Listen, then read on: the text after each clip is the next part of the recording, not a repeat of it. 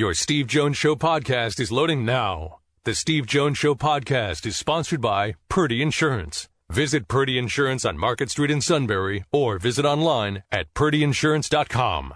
All right, with that, let's go to the hotline here. Our show brought to you by Purdy Insurance, Market Street in Sunbury. Go to purdyinsurance.com. Mark Wogenrich, SI.com. Mark, welcome. Great to have you with us. Appreciate it, Steve. Thanks so much for having me. Well, Jack and I were literally just talking about this on the phone, about how Wait, I have to follow Jack Ham? No. Okay, bye. Sorry. it was a private my goodness. It wasn't an on-air conversation. Okay. But we were saying about how it broke Penn State's way, and I think actually not going to this game for 11 years is what really broke in their favor. Oh, to the Outback Bowl. Yeah, it was funny because I got a friend of mine had reached out to me late last week and said, "Could Penn State go to the Outback Bowl? I heard that they could potentially go to the Outback Bowl," and I really honestly dismissed it because I said, "No, that's not. I don't see how that's conceivable." I had it in my mind though that Wisconsin was 9-3. Once I checked the standings, saw they were 8-4, and I started thinking about it. I thought, absolutely, why not? Especially put three teams in the playoff, which are in the New Year's Six games, the playoff, and the New Year's Six games. Iowa then to the Citrus Bowl. Why couldn't they? With your pool essentially for the Outback Bowl and the following bowls being Wisconsin, Penn State, Purdue, Minnesota. It's a great landing spot there. With having really kind of, I guess, essentially competing with Wisconsin for that spot. Are they better positioned to go to Wisconsin or to go to Las Vegas, being the hour earlier? That was one of the things that always struck me is anybody from Penn State really behind the scenes kind of giving a little pause to the idea of playing a game that might end at 2 a.m. on the East Coast?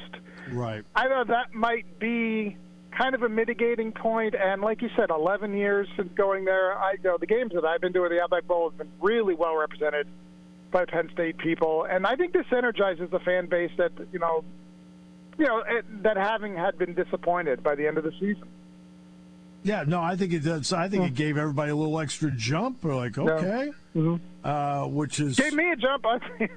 Yeah, I mean, what the heck? I mean, I already checked the advanced forecast; going to be in the low 70s. I'm like, I'm good. Tell them to kick it off. I'm ready. Exactly, and it's a great matchup too. It's a first time matchups in bowls are always really interesting to me. Arkansas seems like I hadn't seen a lot of them, but I saw a little bit of the game against Alabama. Took them right to that wire, and that seems like a team really got headed in the right direction.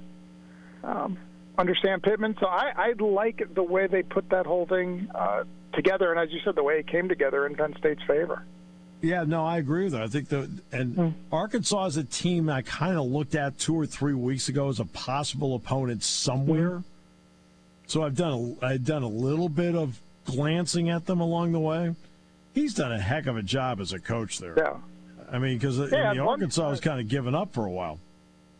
Yeah, at one point I think they had reached number 8. They had a little bit of that Penn State in them early on. 4 games, reached top 10, and then he's got to run that gauntlet SEC schedule. I think it was Georgia, Mississippi, Auburn in a stretch, or Georgia, Mississippi, Texas A&M, something like that they went into like a really brutal stretch of games. But having come out of the Georgia game, everything else really close. Like Texas A&M, I think it was a one-point game. Like I said, Alabama. 1 possession game. So always first-time games always interest me. Especially with teams that have been playing football for a long time. Yeah. So that's interesting. So I got to ask you. I thought watching. I'll start with Michigan, then I'll get to Alabama. I thought the Michigan coaching staff, to their credit, put 2 or 3 trick plays in the first quarter. After that big emotional win over Ohio State, Mark, you can tell they practiced something that was fun and different, which then changes the interest level, and I thought that was brilliantly played by them. Yeah, I didn't consider in that perspective, but you're absolutely right, because we saw maybe a little bit of them, not to that nearly that extent. but the receiver throw for the long touchdown. I mean, I thought they stayed true to who they were the last 2 weeks against Ohio State and Iowa, but blossomed a little bit, branched out a little bit. And I think you're right that I entered that game thinking, can Michigan sustain that level of having just beaten Ohio State for the first time in how many years, and then have to play another game that, at that point is even more important, because then now you're playing for something even greater than the Big Ten title. Right. And I was just thoroughly impressed with the way they followed one performance with another. I don't think you can say that about what happened in the SEC title game. On either side, Alabama looked like a completely different football team than the one that scored 3 points through 59 minutes against Auburn. Likewise, Georgia. Michigan did not look like a completely different football team those 2 weeks. It looked like it had, since that Penn State game, since they got that kind of almost broken play touchdown to the tight end against Penn State, that play seemed to me almost to revive them in a way. Yeah. And send them on a curve, a curve back upward toward the end of the season. I don't discount them in any way in the playoff. No. There's also something that history is a great teacher, and I probably should have considered this when looking at Alabama and Georgia. If you've noticed, when Alabama has lost, what has the opponent done in recent years? They broke 40. This year, Texas A&M, 41-38. Yep. There's no way Georgia scores 40 on that team. They can't do it with their quarterback. No, and then I wonder how they respond. From their perspective, would they have wanted the rematch in the playoff? I know the position that everybody from the outside takes is that there's no way that there would be a rematch, because you don't want that for television and fans and things like that. But with Georgia, how is Georgia now going to respond, having lost now 7 straight games to Alabama, and having to stew over that for a couple of weeks, and then try to get into a mindset of playing a team that's thoroughly different in Michigan, but always looking like toward the horizon again, as if we just get one more shot at Alabama. That is not a team to in any way overlook whatsoever. Because I think Michigan, the way they've risen, could beat both those teams on a good day, on their better day. Yeah, I agree with you, and I'm watching Bryce Young, and the Georgia secondary is a weakness to begin with. But I'll tell you who was a gigantic disappointment in that game was the Davis kid up front.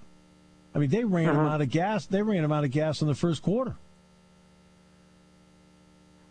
Yeah, and the fact I'm just thoroughly blanking on the receiver, the Alabama receiver, Williams. Is that right? Oh, yeah, Williams, who played at Ohio State. Yeah, he played against Penn State. From Ohio State.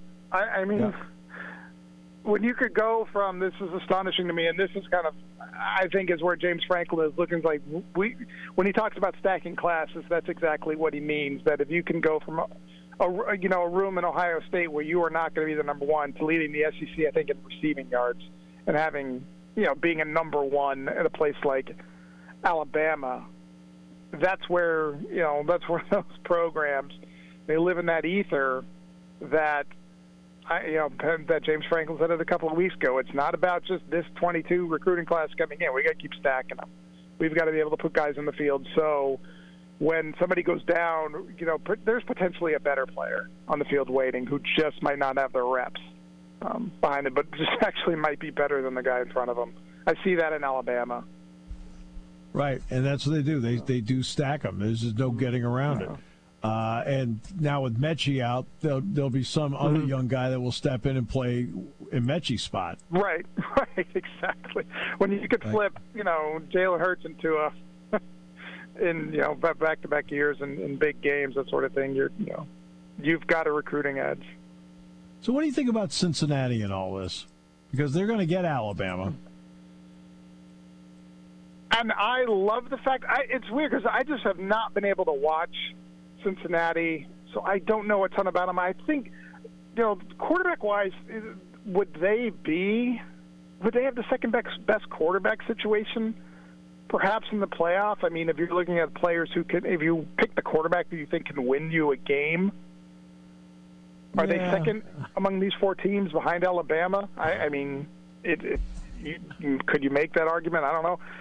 I'm just really happy that they got in there because I really believe that element has to be preserved in college football. I just didn't want it to become the playoff to become just a tiered format where it's not just the same teams every year, but that there's really no hope for teams like Cincinnati and UCF and Houston going way back that their margin for error already is just so small that they've got to go into a conference title game and think, okay, we can't just win by 2 touchdowns.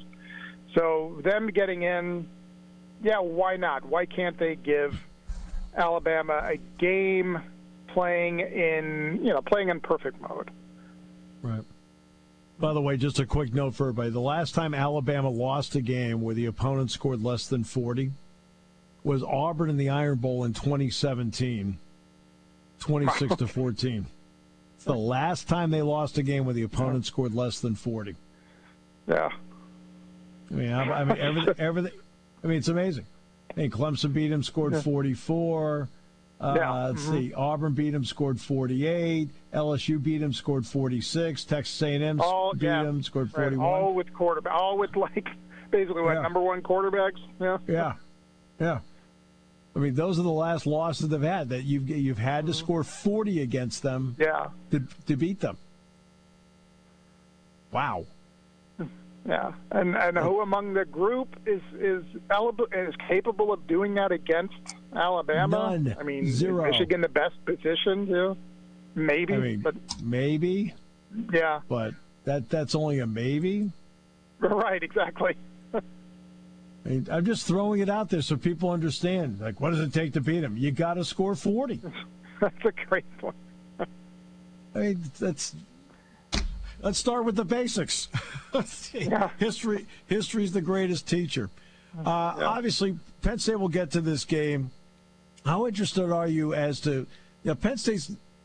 Obviously Micah Parsons opted out for a season, but nobody's ever really not played in the bowl game before. Which guys are you eyeing just to see what their decision will be on this? I think the two most obviously are Jahan Dotson and Jaquan Brisker. Now, I've not really – I was having interviewed Jaquan Brisker and seeing what the team means to him, I wouldn't make a guess on him. I got to know Jahan over the years, even covering him back in high school. So I know, personality-wise. I don't know. I don't want to say what surprised me because nothing that's the wrong term for it. I could see him going, just Jahan in particular, I could see him going either way and everybody respecting that decision going either way. Yes, he will be respected no matter what. Yeah. There really shouldn't be. I don't think there should be any discussion or just any objection to either decision that he would make. If he plays, if he wants to go down there and play and participate in this game, with a team, I would guess it would be something similar to what Penn State did with Saquon Barkley at the Fiesta Bowl, and that he was, it was reduced reps. They brought him in. He had a couple of, 85, 90-yard carry or whatever that was. But that was Miles Sanders' game. Yeah, for the most part, I could see that being the same thing going on here. And you've got some young receivers who you want to give this opportunity. Looking across the board, that could be, there could be more players. You see, even if they're going and they're there, maybe they're not as not as involved as much. With Jaquan Brisker, I think that's different because he's such. Not that John Dotson is not a huge part of your offense, but Jaquan Brisker is so elemental to that defense, and they don't have. I don't think they have the depth behind that to really fill that. To fill that safety spot, that role he brings. So if he's there, I guess he would probably play more. I'm looking forward to seeing who they bring out. Who are the guys? Right. Who are the guys that are going to play? Is Christian Veilleux going to get some more snaps? Yeah. In the bowl game? I think it'd be a great opportunity for him to take to take some reps in that game as well, because you want him going into this. You want him going into spring or winter workouts in spring with a lot of confidence, thinking they're a freshman quarterback coming in, but don't forget about me. Yeah. Right. One last question. The first question James got yesterday, once he finally got on there, was about defensive coordinator. Yeah, about Brent to begin with, but the search for a DC. How interesting was that answer he gave? The second part of it, to me, was the most interesting because, James Franklin knows he's going to replace coaches. It's not that's just in this day and age, he absolutely knows that. So he's got his list. He's probably had a list for a couple of years each time Brent Pry is, taking an interview, or maybe he's got a step toward the door, that sort of thing. It was that second part when he said he called it a significant loss, and this is, personally and professionally, I think for him, a guy he's known for 25 plus years, going back, at East Stroudsburg, and been on the staff for 11 years. I think having that bond, that guy you can lean on, I almost said crutch, but that kind of guy you can lean on, that assistant, that you can lean on, who's not necessarily even an assistant anymore. I think he probably viewed Brent as an equal in their coaching room, and he was just happened to be the boss. I remember last year Brent Pry talked about later in the year about the first time he went over to James Franklin's house during COVID, and then they had lost a couple of games in a row. James's family's not there. He's going home to an empty house, and Brent went over and they said they almost like spent time crying together in a way, just kind of like venting about the situation and bonding in some ways about that.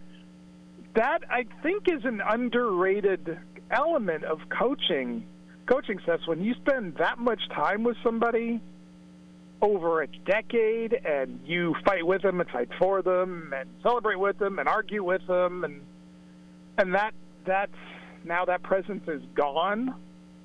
You could be energized in some ways about who you brought in, but who's that guy you're going to want to text? That the first time, when a recruit says, "Okay, we got him," that sort of thing, and or even personally, I don't know. You text something about, "Hey, my daughter got her driver's license." Maybe he's texting Brent about that sort of thing. So I think that that is going to be a really, really, I think, something difficult for him to replace. And looking at it, that he probably doesn't even want to necessarily replace that. It's just now this is something new. I think that's probably be the best way for him to look at it. That now this is staff part 2. My friend, thank you so much. Appreciate you very much. Yeah, happy holidays. Appreciate you having me on, Steve. I hope to see you down there. I'll see you down there, but we'll have you on before. Okay. Oh, no question. Absolutely. Yeah, absolutely. Thanks so much. Yep, stay safe.